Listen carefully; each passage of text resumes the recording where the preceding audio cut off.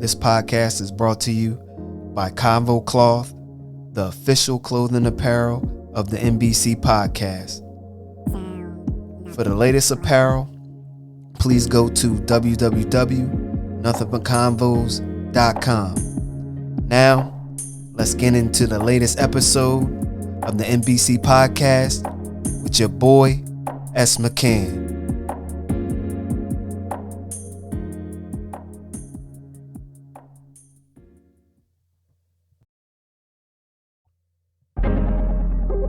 What's good, people? Nothing like it. It's the NBC podcast with your boy, S. McCann. And this is episode 22, Eagles Week 5 review, Slay Day. And in this week, it was ugly, but we got the win. And a win is a win in the NFL. So throughout this pod, I break down what we did good, what position groups sealed the win, and how the Panthers look, and also how we're going to do this week against the Bucs, Thursday Night Football. So sit back, relax, let's get it. Slay Day. Week 5, Eagles versus Panthers. Eagles 21, Panthers 18. This was a ugly game, a real ugly one. Went down to the wire, but it's hard to win in the NFL, and a win is a win. I don't care how you shake it up. You can win by 1 point, win by a field goal. It's hard to win in the NFL, and we got one. The keys to this victory was the defense was number 1, number 2, special teams, and number 3, Jalen Hurts. My assessment on number 1, the defense played a hell of a game. Up front, they was getting this game. It was tackling. That's a first. Us tackling. And the one person on defense in the linebacking core, because our linebacking core has been suspect. The one person that I seen that had a lot or a couple big open field tackles was Davion Taylor. He needs to play more. He needs to play more over these linebackers that can't run and can't tackle. That defense, Darius Slay, he liked to be called Slay. That boy came to play. 2 picks. And it seemed like he was mirroring DJ Moore, but it was zone scheme-ish. To me, it seemed like he was on DJ throughout the game. If you have Slay playing at that level, Cox playing at that level, Javon Hargrave playing at that level, Sweat playing at that level, and then you mix in a Davion Taylor that can tackle a little bit, can run sideline to sideline, Anthony Harris back there not getting burnt because he has coverage on the outside and he can play his zone on the field. If you have that working for you,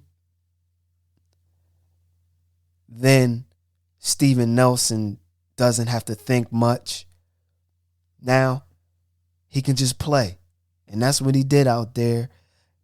I give him props. That boy Steven Nelson stepped up with a big pick when we needed it. And he got the turnover. Avonte Maddox broke up that long bomb. Would have been a touchdown. Saved the touchdown. That's what we needed. Last year or 2 years ago, that corner wouldn't have turned their head around and got a PI, or the pass would have been a touchdown. But it seems like they're learning. They're going through the motions. And the defensive back group is looking a little solid against the pass. They're looking really good against the pass. Now, against the run, that's different. But you have to give up something to shut down something. Special teams. My second assessment on special teams. They played a hell of a game. That block punt changed the momentum of the game. They came down, blocked that punt, gave us the short field. And if you have Jalen Hurts in the short field, you either going to get a field goal or we can score. And we should score every time with the short field, with the weapons that we do have. My next assessment, my third assessment, Jalen Hurts. The play calling during the game was shaky throughout the first 3 quarters. Like at the end of the third, they started getting a little bit of momentum at the end of the third. But throughout basically the first 3 quarters, it was terrible football. The calls was terrible. Again, we still didn't run the ball this game. Still didn't. But we got to win. But we can't win much games without running the ball. We have to run Miles Sanders more and Jalen Hurts less. We need to. Run them at the goal line. You can. Jalen Hurts sneaks and boots out and all of that. But having him run it 9 carries, I don't know. When you have a team that doesn't give up, a defense that's keeping the game close, you have a chance to steal a game on the road. And this is what happened this week. We stole a game on the road, which we needed that game. If we would have went 1-4, it would have been tough. But we 2-3, and we have a little bit of breathing room just in the NFL alone. Now we can stay a little bit afloat, even in the NFC East. We got to win against the NFC team, and that could go down or play a part in getting in the playoffs as a wild card, because Dallas is the top dog. So the stats from our win: passing yards, Jalen Hurts, 22 of 37, 198 yards, 0 passing touchdowns, 1 pick. And that pick was a bad pick. He overthrew Ertz and the safety picked it. Rushing yards, Miles Sanders, he led it. 11 carries, 45 yards, 4.1 yards a carry. We need to get him at least 18 carries, 20 carries, no touchdowns. Jalen Hurts, 9 carries, 30 yards, 3.3 yards a carry, 2 touchdowns on his legs. That's a difference maker. If your quarterback can get you touchdowns either way, throwing or running, he's going to be a threat on the field at all times. And that's a difference. Y'all seen Lamar, what he did on Monday night. It's a difference. You got to respect it. You got to respect the pass and you got to respect the run. And when you respect both of those things and you don't have a quarterback just sitting back there and just passing, you have to respect their legs. It opens up your offense. You can do whatever you want in your offense, and you see it. Lamar Jackson is the MVP this year, man. Right now. He putting the team on his back. Killing it. Can't stop him. What you gonna do? You put 8 in the box, he gonna pass on you. You don't put 8 in the box, he gonna run on you. He got the game on lock right now. It's just coming so slow to him right now. Like, he can do whatever he want out there. Our next rusher was Kenneth Gainwell. He only had 2 carries for 16 yards, 8.8 yards a carry. And he was getting to it. Like, you need to give them boys the ball more. So we only carried the ball 22 times in this game. Jalen Hurts shouldn't be carrying it 9 times a game. He should be around like 5. But a lot of those runs are not quarterback design runs. He was getting out of trouble or whatever using his legs, which it worked in this game. And I'm not mad at it. And he protects himself when he runs and he gets down. Receiving, Devontae Smith, 7 receptions, 77 yards, 11 yards per reception. Cooking. Absolutely cooking. He would have had close to 100 if he didn't fumble. And that's the only knock on him, that he fumbled. But he's been coming back to the ball, helping his quarterback out. He's been running great crisp routes. That's that boy right there. He's going to be nice for years to come. And hopefully he get over that 1,000-yard mark. If he get over that 1,000-yard mark, yeah, that was one of the best moves the Eagles made in a long time at receiver. We never drafted a nice receiver. Never. But Devontae Smith is nice. I'm not saying never. We had some nice receivers in the past, but we never hung on to a nice receiver. Chris Carter, he left. He had some problems with substance abuse. He would have been nice if he stayed here. And there was a couple others. But from my time being an Eagles fan, we ain't never had no nice receiver. Quez Watkins, 3 receptions, 48 yards, 16 yards a reception. Cooking. That's cooking everybody out there. He's the man. Come on. That's the speed guy. He needs more touches. He needs to be out there a full-time starter, Quez Watkins. You can't have this guy averaging 16-yard reception every time he catches the ball. You need him out there more. You do. He can hit somebody with a double move or whatever. Boom. You think he going deep? Nah, bang. He cutting it in. Bang. Got him. That's a first. They going to give him respect. Just like they used to give Deshaun Jackson respect. They used to play off of Deshaun Jackson 10 yards a pop. You can move the ball at ease if they playing off him. You play on Quez Watkins, he going to burn you, and he's strong enough to get off that press. Come on. Can we please play Quez more? It's just going to help the offense.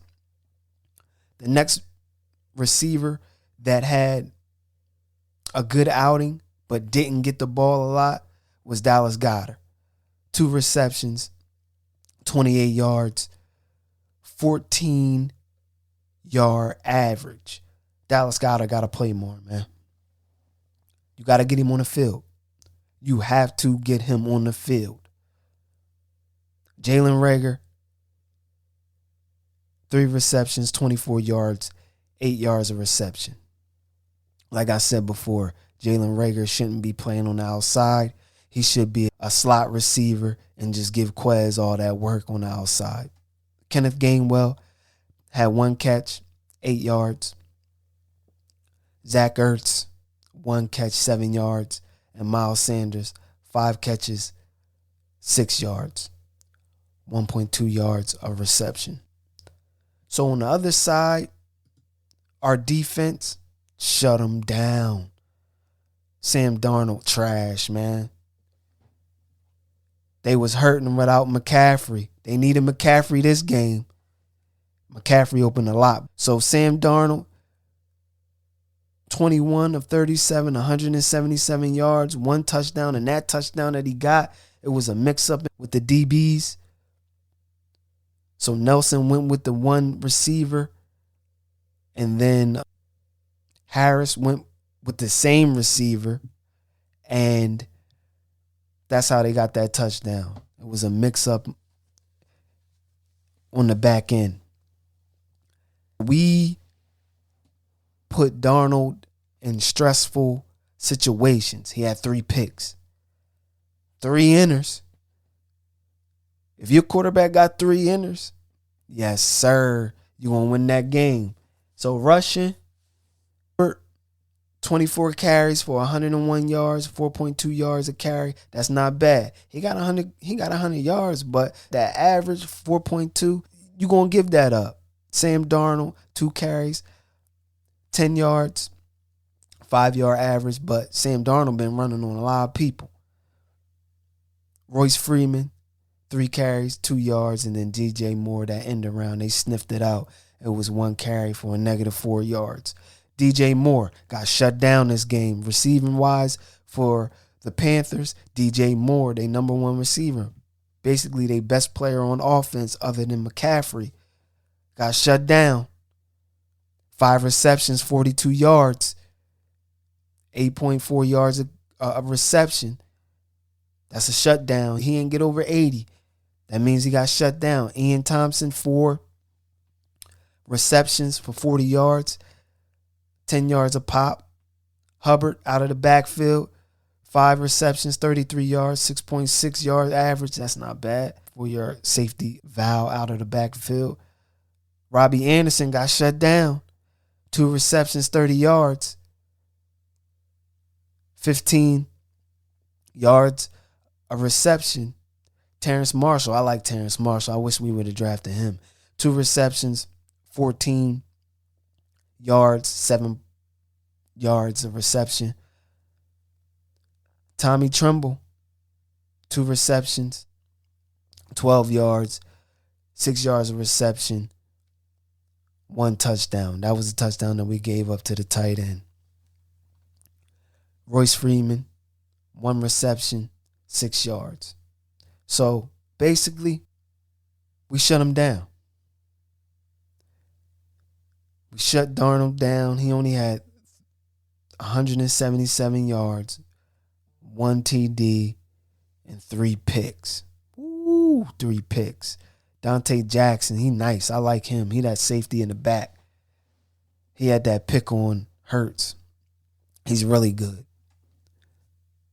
Slay and Nelson on the defense. If these 2 corners can give us what we need throughout the season, that's going to make our defense even better. I know we can't stop the run, and we did a little bit better today or in week 5 on Sunday. But like I said, once you have those corners on the outside, on that perimeter, push everything in the middle. And I know our linebackers can cover, and that's fine. But once you have 2 solidified corners, and I'm not saying Nelson is a solidified corner because he had his trouble in the beginning of the season, but he did step up this game. If they can play like that, Slade, he all pro. He looking like the old Slay out there. He shutting people down, man. You ain't throwing to his side. He's healthy. It ain't no lingering injuries. He's getting to it. If you got him out there 100% with Hargraves, Cox, come on. You got a chance to win games. You got a chance to be an all right defense.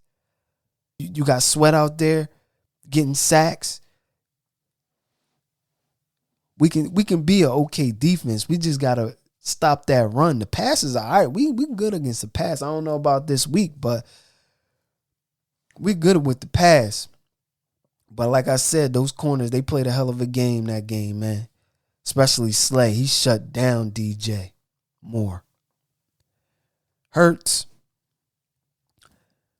It wasn't going his way during this game for the first 3 quarters, but he figured it out. He figured out a way to win. And to give a quarterback a way to figure it out during the game, it's just going to make us better, man. If he knows, oh, I can run during this time, I can get my team, get them going with a run or get them going doing this play or that, whatever. Motivation.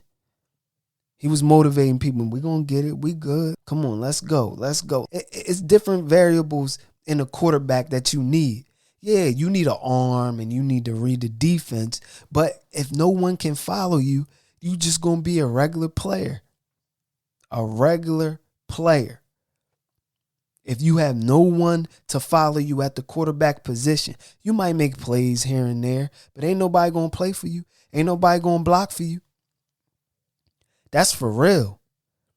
And again, all these young quarterbacks, just like Lamar Jackson, he missed a few throws on Monday night, but what he keep on doing? Still kept on fighting. That's what you got to do. You can't give up. You're going to miss passes. You're going to miss plays. But what about the next one? What about the next one? And Hurts did miss a few plays. He had Watkins wide open before the half. Wide open and would have been a touchdown. He said, damn. He would put his hands on his helmet and said, damn, I had him. And he did have him. But you see it. He wants to get better. You see it every week, him getting better. He got to win on his legs. And he showed you he can win in the NFL. He got an arm. He was zipping passes every week. He looks the part. He looks the part. Devontae Smith, he's the truth, man. If you keep him and Hurts together, they're going to be nice, man. That's one thing Donovan McNabb did not have throughout his career, to grow with a receiver. This is Hurts' second year. This is Devontae Smith's first year. Keep them together. Let's see what happens in year 4, year 5. It's going to be a lot of records that's going to be broken between them two. If they keep on and staying together, you got to keep Jalen Hurts as your quarterback. I'm telling you. Just like they doing in Baltimore. Just give him more weapons around them. Build a team around them. Coach him up. He going to become a better passer. Reading the defense is better. He going to do all of this stuff, man. Hargrave and Cox, the dynamic duo. Cox getting double teamed, sometimes triple teamed. Freeing up Hargraves. Hargraves get double teamed, triple teamed, freeing up Cox. What are you going to do? You can't do nothing. Graham is being missed basically on that run, the run defense. But Cox and Hargraves, they balling. And everybody said, oh, Cox numbers is down. Nah, his numbers ain't down. He commanding a lot of attention over there. A lot of attention that he's commanding on that side. Woo! Hargraves is getting it, getting to it. And so this week, the GOAT coming to town, the Bucs, it's going to be tough, especially on that defense, having a short week to rest on Thursday night. But I think that this won't be a blowout. I think it will be a good game. I think we can squeak it out. We're home. We could squeak it out. I'm not going to say that we will win, but we could based on all the variables. Tom Brady, his hand messed up, thumb, finger, whatever. I just got to stop that run. And that play action might kill us, but if we can stop that run, they do have receivers. Their receiving core is the truth. They got one of the best receiving cores in the league. But our DBs, we got good DBs. Those linebackers are a little trash. I don't know. I know Tom Brady loves his tight ends. I think Gronk is not playing, so that might be a great sign for the DBs, for the linebackers, not to have to go up against Gronk. But all in all, Thursday night, if we can hold them to 20 points, I think we win that game. If we can hold them to 20 points, I think we win that game because we've been scoring 20, 21 these past couple weeks. So I really think that we had 30 the other week against the Chiefs, but I really think that we can score 21 points on that D because that D is candy. With that, people, it's a wrap. Fly, Eagles, fly. Thursday night. Let's get it. So that was episode 22. Eagles Week 5 review. Slay Day. And in this episode, as you heard, I broke down a lot of what we did in that game, what we need to look for in the future, who needs to play more, and this week against the Bucs, Thursday night. It's going to be a tough test because the GOAT is coming to town, but I think we can do it based off of we can score on that team. I don't know if we can stop that team, but I think we have a little chance. As I've been seeing throughout week to week, we've been fighting. So like I say, in every pod, fly Eagles fly. Let's get it. Stay safe, give respect, and show love. 1.